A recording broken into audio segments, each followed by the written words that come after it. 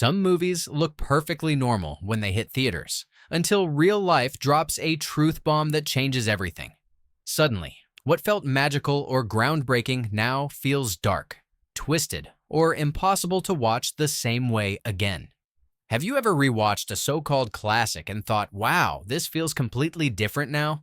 Well, buckle up because we're about to uncover films that became disturbing for reasons no one saw coming. The Birth of a Nation, 1915. Here's the ugly truth. One of the most important movies in film history is also one of the most disturbing. The Birth of a Nation is often celebrated in textbooks as a technical milestone. It pioneered techniques like cross-cutting, large-scale battle scenes, and even helped cement the feature-length format. But the real legacy? It's a 3-hour love letter to the Ku Klux Klan. Yes, really. The film portrays Black Americans as violent criminals and features white actors in blackface, while the KKK is shown as heroic saviors. At its release, it wasn't just controversial. It sparked riots and directly fueled the Klan's resurgence across the country. Imagine sitting in a theater and cheering for scenes that, in reality, reinforce decades of racial violence. What makes it more disturbing is how deeply it shaped American cinema. Many directors admitted they were inspired by its artistry, even if they ignored its message. But once you know how it glorified hate, the so-called innovation feels poisoned. Today, it's almost impossible to separate the film's technical achievements from the dangerous ideology it sold to millions. The Birth of a Nation isn't just a movie that aged badly, it's proof that art can be weaponized in the worst ways possible. The Wizard of Oz, 1939. On screen, The Wizard of Oz looks like pure Hollywood magic, flying monkeys, glittering Emerald City, and Judy Garland singing her way into history. But behind that colorful fantasy lies one of the most grueling and disturbing productions in Hollywood's golden age. Let's start with Judy Garland. At just 16 years old, she was treated less like a star and more like studio property. MGM kept her on strict diets, fed her pills to control her weight and energy, and demanded she maintain a perfect image no teenager could handle. Then there's the Wicked Witch of the West actress, Margaret Hamilton, who suffered third-degree burns when a fire stunt went wrong. Even the Tin Man role was recast mid-production because the original actor nearly died from inhaling aluminum makeup. The iconic Yellow Brick Road suddenly feels darker when you realize how many real injuries and scars were left behind. The cast and crew endured long hours, harsh conditions, and a system that prioritized spectacle over human safety. Sure, the movie remains one of the most beloved classics of all time, but when you rewatch Dorothy skipping down the road, it's impossible not to think about the cost paid in real pain and trauma. The Wizard of Oz may be timeless on screen, but off-screen, it's a disturbing reminder of Hollywood's golden age cruelty. Rebel Without a Cause, 1955. Few films captured teenage rebellion like Rebel Without a Cause. James Dean's tortured cool, Natalie Wood's conflicted vulnerability, Sal Mineo's heartbreaking innocence. It's the blueprint for every teen drama that followed. But here's where it gets eerie. All three leads met tragic, untimely deaths, leaving behind one of the most cursed legacies in movie history. Dean's death came first. Just weeks before the movie's release, he died in a high-speed car crash at only 24. His image, leather jacket, cigarette dangling, living fast, instantly transformed into a haunting prophecy. Then came Sal Mineo, who was stabbed to death in an alley at 37 in what police called a random robbery. Natalie Wood's story is even murkier. She drowned at 43 under mysterious circumstances during a yacht trip, with speculation about what really happened swirling ever since. Rewatching Rebel Without a Cause today feels less like a teen melodrama and more like a ghost story. Every time Dean storms out, every time Wood cries, every time Mineo pleads for connection, you can't help but think of the lives cut short. The film accidentally became a time capsule of stars who never grew old, forever frozen in youthful rebellion. That tragic aura makes the movie unforgettable, but also deeply unsettling. The Conqueror, 1956. Hollywood once thought casting John Wayne as Genghis Khan was a good idea, which is already strange enough. But The Conqueror is remembered today not for its questionable casting or clunky dialogue, but for something far darker. It's considered one of the deadliest film shoots in history. The movie was filmed in Utah, not far from a nuclear testing site. The US government assured everyone the area was safe, so the cast and crew pressed ahead. They even shipped contaminated soil back to Hollywood for reshoots. The result? Out of the 220 people involved in production, nearly half later developed cancer. John Wayne, Susan Hayward, and director Dick Powell all died from it. While doctors never definitively proved the radiation caused the deaths, the statistics are hard to ignore. It turns what was already a bad movie into something horrifying. Imagine watching Wayne deliver stiff lines about conquest while knowing he and many others were unknowingly doomed. The Conqueror's legacy isn't about box office failure or critical panning anymore. It's about how one movie's shoot may have cost dozens of lives, and that knowledge makes it nearly impossible to sit through without shivers. Midnight Cowboy, 1969. When Midnight Cowboy hit theaters, it shocked audiences and made history as the first X-rated film to win Best Picture. At the time, critics praised its raw look at friendship and survival in gritty New York City, but today, rewatching it feels far more disturbing than revolutionary. Why? Because once you strip away the hype, you're left with a story drenched in exploitation, both on-screen and off. The film centers on Joe Buck, played by Jon Voight, who tries to survive by selling himself, and Dustin Hoffman's Ratso, a sickly con man.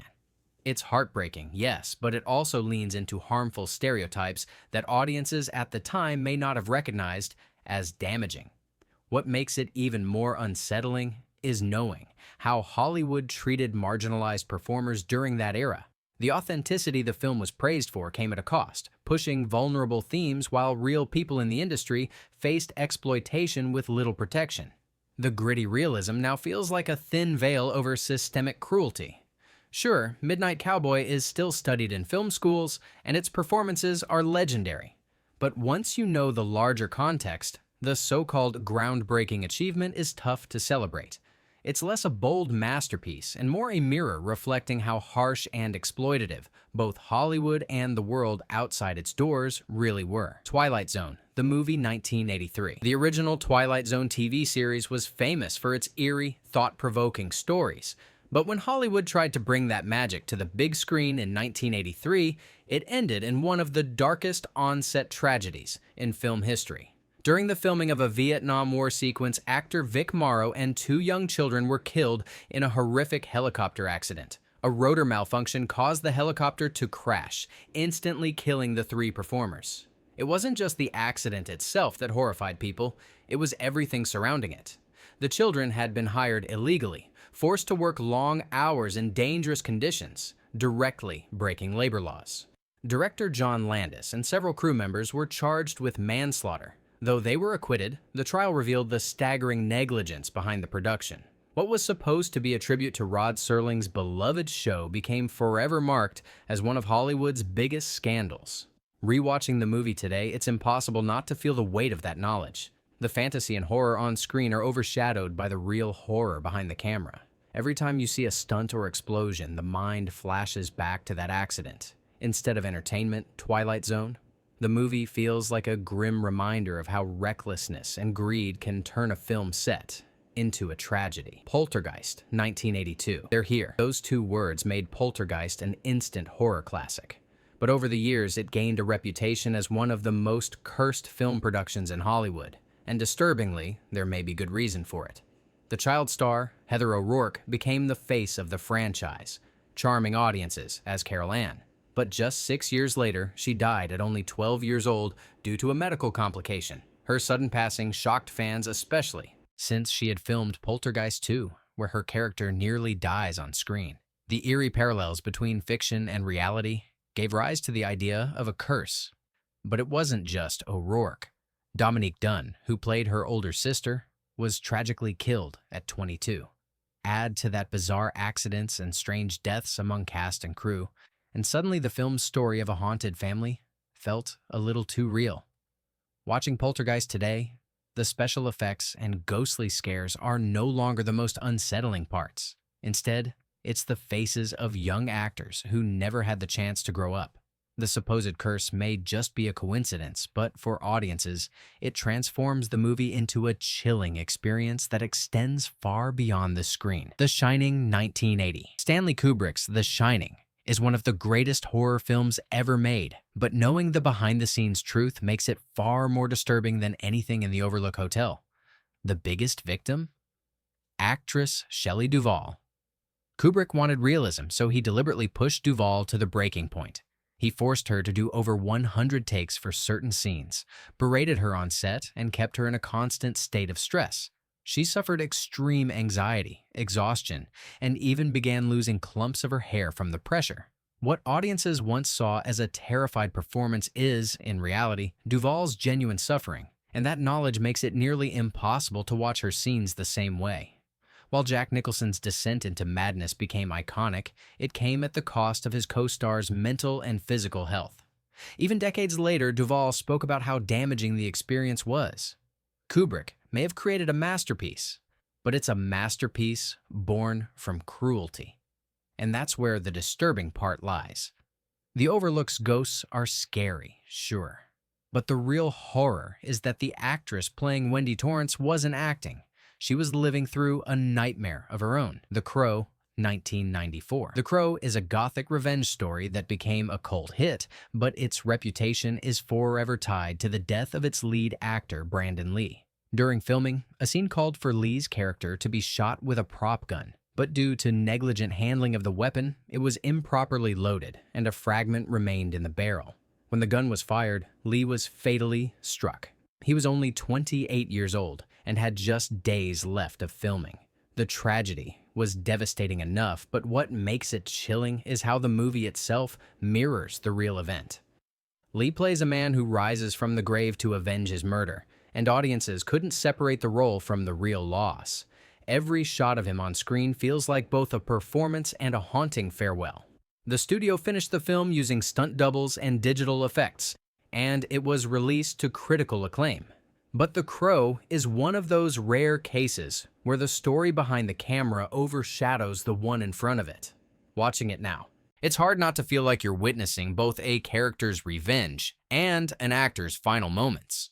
American Beauty, 1999. When American Beauty came out in 1999, it was hailed as a masterpiece, a sharp satire about suburban life, repression, and the hidden darkness in ordinary families. It won 5 Oscars, including Best Picture and Best Actor for Kevin Spacey.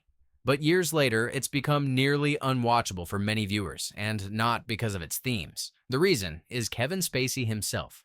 Once admired as one of Hollywood's most respected actors, his reputation collapsed after a wave of disturbing allegations came out in 2017.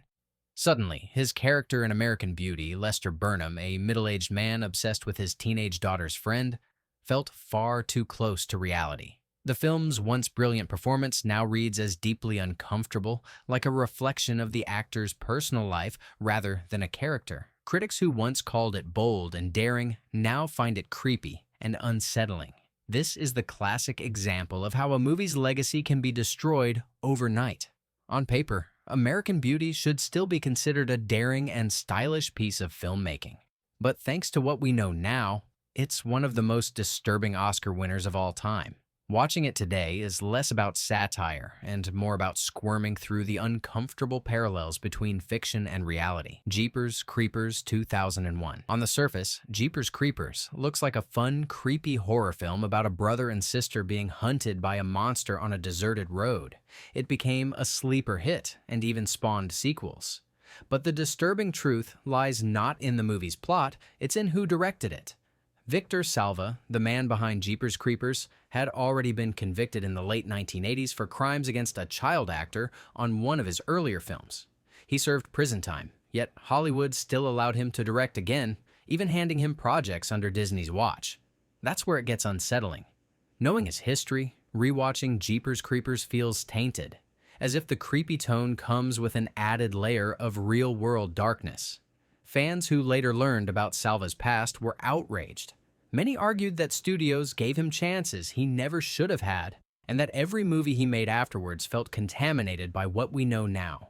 Instead of being just another monster flick, Jeepers Creepers has become a disturbing case study in how Hollywood overlooked certain things for the sake of profit. Watching it now isn't just about thrills. It's about wondering how such a person was ever given a second chance at mainstream success. The Blind Side. 2009. When The Blind Side came out, it was an inspirational crowd pleaser. Sandra Bullock won an Oscar, audiences cheered, and the real-life story of Michael Oher seemed like a perfect sports fairy tale. But years later, the uplifting message took a turn that makes the film far harder to enjoy. In 2023, Michael Oher revealed that the Tuohy family never actually adopted him, despite what the movie suggested. Instead, they placed him under a conservatorship, one that gave them control over his financial decisions and allowed them to profit from his story. In other words, the very people the movie paints as saviors may have been benefiting at his expense. That revelation hit like a sledgehammer. The warm, feel-good narrative of generosity and kindness was suddenly overshadowed by suspicion and betrayal. What was sold as a movie about family and selflessness now feels like a tale of manipulation hiding behind football glory. Today, watching The Blind Side is unsettling not because of its white savior narrative alone, but because the truth behind the story undercuts its entire foundation. It's no longer an inspirational sports drama, it's a reminder that even real-life fairy tales can have disturbing cracks when the cameras stop rolling. Bohemian Rhapsody, 2018. Audiences were electrified when Bohemian Rhapsody hit theaters. Rami Malek dazzled as Freddie Mercury. Queen's music roared louder than ever, and the film went on to win multiple Oscars. But behind the glitz, a darker truth was lurking, and it all came back to its director, Bryan Singer. Singer had already been accused of disturbing behavior years before, and while he was still attached to Bohemian Rhapsody, his erratic behavior on set became public. Reports of unexplained absences, constant tension, and conflicts with the cast built an ugly picture. He was eventually fired before filming even wrapped, yet the movie went on to win big awards. Then, as the spotlight shined on the film during awards season, allegations against Singer resurfaced with renewed force. Suddenly, the triumph of Queen's story felt overshadowed by the scandal attached to the man originally behind the camera. Watching Bohemian Rhapsody today, it's difficult to ignore that shadow. Every note, every dramatic performance, every stadium shot carries the baggage of what was happening behind the scenes. Sure, the film is about Freddie Mercury, but the off-screen reality makes it impossible to see it as the pure celebration it wanted to be. The Flash, 2023. Big multiverse action. Michael Keaton's Batman return. Time travel spectacle. On paper, The Flash should have been one of DC's biggest hits. Instead, it became one of the most awkwardly received blockbusters in recent memory, and not because of the CGI the problem, Ezra Miller. While the movie was in production and promotion, Miller, the film's star, was making headlines for all the wrong reasons. Arrests, accusations of violent behavior, and disturbing allegations piled up, creating a storm of controversy. The irony of casting someone with so many real-life problems as a selfless superhero trying to save his mother didn't sit well with audiences. By the time the movie premiered, it was less about the multiverse and more about the off-screen chaos. Box office numbers tanked, and what was supposed to reset DC's universe turned into a cautionary tale about how much an actor's reputation can sink a project. Rewatching The Flash now, the flashy action and nostalgic cameos can't fully distract from the knowledge of its lead's off-screen life. Instead of a superhero epic, it feels like a reminder of how quickly a promising franchise can crumble when reality collides with fiction. Every Harvey Weinstein film 1990s to 2010s. This one isn't about a single movie, it's about an empire. From Shakespeare in Love to Pulp Fiction and Good Will Hunting, Harvey Weinstein's fingerprints are all over some of the most celebrated films of modern cinema. And that's exactly what makes them so disturbing today. For decades, Weinstein was one of Hollywood's most powerful figures, shaping careers and dominating award seasons. But once his actions came to light, everything changed. Suddenly, watching a movie produced by his companies felt tainted, as though the triumphs of the actors and directors were overshadowed by the toxic power that helped bring them to life. The hardest part? These aren't obscure films you can just avoid. They're some of the biggest, most beloved movies of the past 30 years, and yet they carry a permanent stain. Every award, every speech, every glowing review now sits in the shadow of what we know. When you realize just how much of modern Hollywood success passed through Weinstein's hands, the disturbing truth becomes clear. His influence shaped a whole generation of cinema, and it's impossible to separate the art from the man who abused his power to get it made. So there you have it, 15 movies that will never feel the same once you know the truth behind them. From cursed productions to scandals that rewrote legacies, these films prove that sometimes the real horror is off the screen. Which one of these shocked you the most? Drop your thoughts in the comments, and don't forget to like, share, and subscribe. After all, the story of Hollywood is never as simple as it first appears.